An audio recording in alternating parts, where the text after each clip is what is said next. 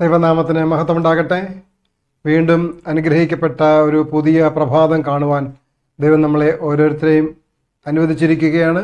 ആ ദൈവത്തിന് നന്ദി പറഞ്ഞുകൊണ്ട് നിങ്ങൾക്കേവർക്കും എൻ്റെ സ്നേഹവന്ദനം അറിയിക്കുന്നു. 2025 ഒരു പുതുവർഷത്തിലേക്ക് കടക്കുവാൻ ദൈവം നമ്മളെ സഹായിച്ചു. 2024 സംഭവബഹുലമായിരുന്നു.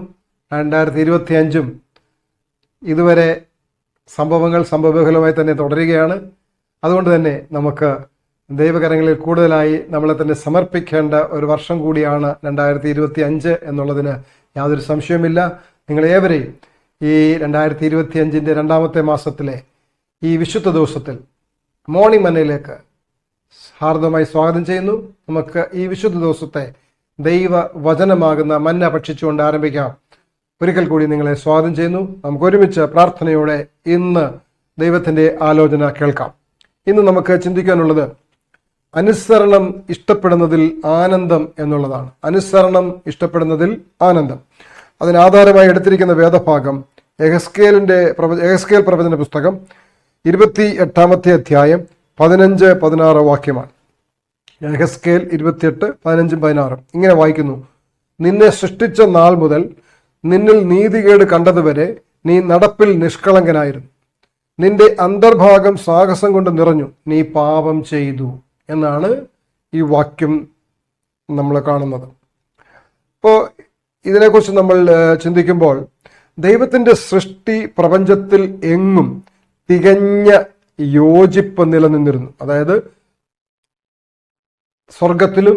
സ്വർഗത്തിൽ എല്ലാവരും സ്വർഗീയ ദൂതന്മാരും ആയിട്ട് സ്വർഗത്തിൽ വളരെ സമാധാനപരമായ അന്തരീക്ഷം എല്ലാം യോജിച്ചു പോയിക്കൊണ്ടിരുന്നു.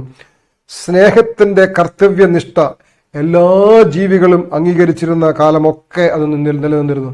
എന്നുവരെ ആ സ്നേഹത്തിൻ്റെ നിയമം അനുസരിച്ച് പോയോ അതുവരെ ആ സമാധാന അന്തരീക്ഷം അവിടെ തുടർന്നുകൊണ്ടേയിരുന്നു.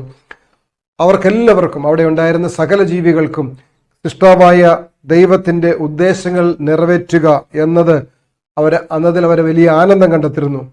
സൈന്യത്തിൻ്റെ മുഴുവൻ ആനന്ദമായിരുന്നു അത്. സ്വർഗീയ സൈന്യത്തിൻ്റെ മുഴുവൻ ആനന്ദമായിരുന്നു സൃഷ്ടാവായ ദൈവത്തിൻ്റെ ഉദ്ദേശങ്ങൾ നിറവേറ്റുക എന്നുള്ളതും ആ ദൈവത്തിൻ്റെ മഹത്വത്തെ പ്രതിഫലിപ്പിക്കുന്നതിലൂടെ ആ ദൈവത്തെ സ്തുതിക്കുന്നതിലും അവർ ആനന്ദം കണ്ടെത്തിയിരുന്നു.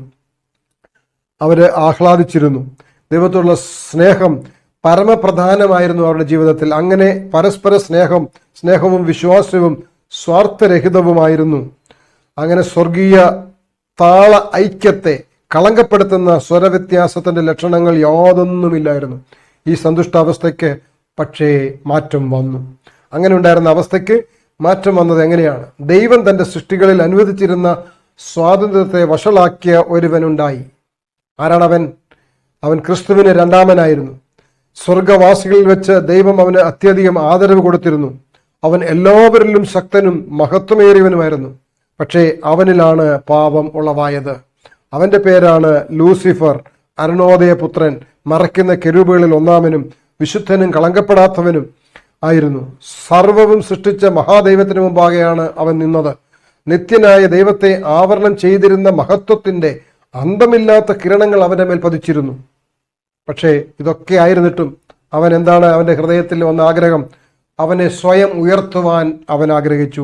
സ്വയം ഉയർത്തുന്നതിനുള്ള അവന്റെ ആഗ്രഹത്തിൽ അവൻ അതിലങ്ങനെ അല്പാൽപമായി അതങ്ങനെ ആസ്വദിച്ച് ഉയർത്തുമ്പോൾ എന്തായിരിക്കും അവന്റെ സ്ഥിതി? വേറൊരർത്ഥത്തിൽ ചിന്തിച്ച് അവൻ ഉയർത്തി എത്രത്തോളം ഉയർത്തി? ദൈവത്തിന്റെ പദവിയോളം, ആ സ്ഥാനത്തോളം അവനെ ഉയർത്തി. അവനത് സ്വപ്നം കണ്ട് അവന്റെ ഹൃദയത്തിൽ വെച്ച് അതിനെ ഇങ്ങനെ താലോലിച്ചപ്പോൾ അതിലവനങ്ങനെ മുഴുകി ആസ്വദിച്ചു.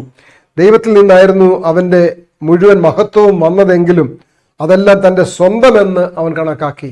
അവന് വിചാരിച്ചു അവന് കിട്ടിയിരിക്കുന്ന ഇതെല്ലാം അവന്റെ സ്വന്തമാണ്. സൃഷ്ടാവിന് മാത്രം അർഹമായതാണ് ആരാധന എന്നിരിക്കെ തൻ്റെ സ്ഥാപനത്തിൽ തൻ്റെ പദവിയിൽ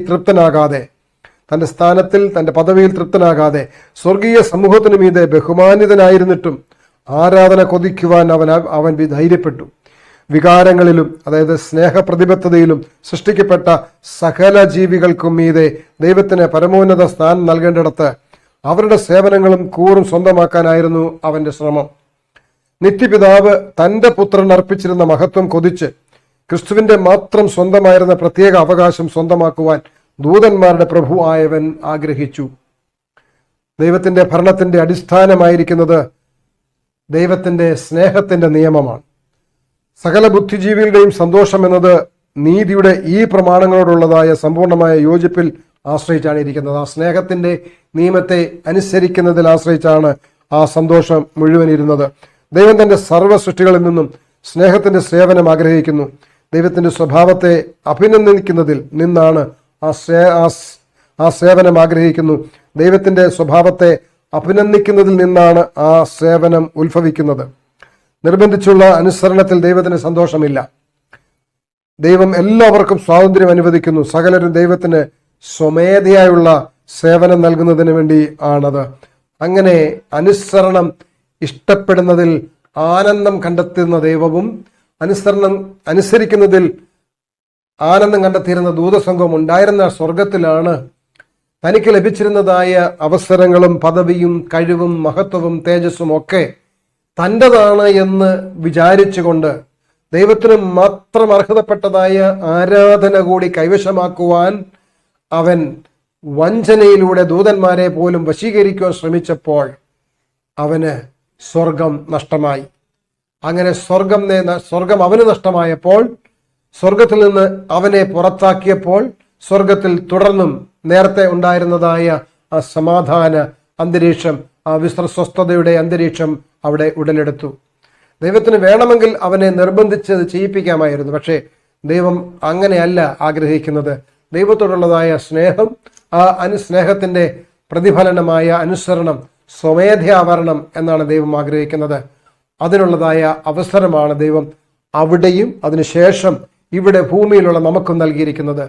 അതുകൊണ്ട് പ്രിയമുള്ളവരെ, നമുക്കും നൽകപ്പെട്ടിരിക്കുന്നത് ഓരോന്നും, നമുക്ക് ലഭിച്ചിരിക്കുന്നത് ഒന്നും നമ്മുടേതല്ല, എല്ലാം ദൈവം നമുക്ക് ദാനമായി നൽകിയതാണ് എന്ന് ഓർത്തുകൊണ്ട് ആ സൃഷ്ടാവാൻ ദൈവത്തെ മഹത്വപ്പെടുത്തുവാൻ ദൈവം നമുക്ക് തന്നിരിക്കുന്നത് അവസരവും തന്നിരിക്കുന്ന കഴിവുകളും പ്രയോജനപ്പെടുത്തി ദൈവത്തിന്റെ സ്വഭാവത്തെ നമ്മൾ സ്വീകരിച്ച് ആ സ്വഭാവത്തിൽ ജീവിച്ച് ആ ദൈവത്തിന്റെ സ്വഭാവത്തെ മറ്റുള്ളവരിലേക്ക് പ്രതിഫലിപ്പിച്ച് അവരെ കൂടി അതിലേക്ക് നയിപ്പാൻ ദൈവം നമ്മളെ സഹായിക്കട്ടെ. അങ്ങനെ അനുസരിക്കുന്നതിൽ, അത് ഇഷ്ടപ്പെടുന്ന അനുസരണം ഇഷ്ടപ്പെട്ടുകൊണ്ട് അതിൽ നമുക്ക് ആനന്ദം കണ്ടെത്താം. നമുക്ക് ഒരുമിച്ച് ദൈവത്തെ സന്തോഷത്തോടെ അനുസരിക്കാം.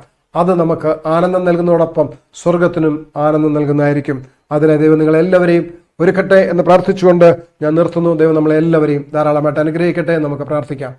ഞങ്ങളെ സ്നേഹിക്കുന്ന സ്വർഗീയ പിതാവേ, ഈ അനുഗ്രഹിക്കപ്പെട്ട വിശുദ്ധ ദിവസത്തിനായി നന്ദിയോടെ അങ്ങ് സ്തുതിക്കുന്നു.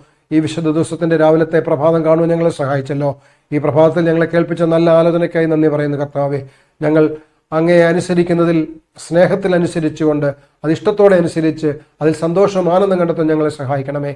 അങ്ങയുടെ മഹത്വത്തെ, അങ്ങയുടെ സ്വഭാവത്തെ ഞങ്ങൾ സ്വീകരിച്ച് അത് പ്രതിഫലിപ്പിച്ച് മറ്റുള്ളവരെ ആ സ്വഭാവത്തിലേക്ക് നയിക്കുവാൻ ഞങ്ങളെ സഹായിക്കണം. അങ്ങനെയെല്ലാം നമ്മളാൽ ഞങ്ങളെ നിറയ്ക്കണമെന്ന് യേശുവിന്റെ നാമത്തിൽ അപേക്ഷിക്കുന്നു. കൃപയുടെ ഇളക്കണം സ്വർഗീയ പിതാവേ. ആമേൻ.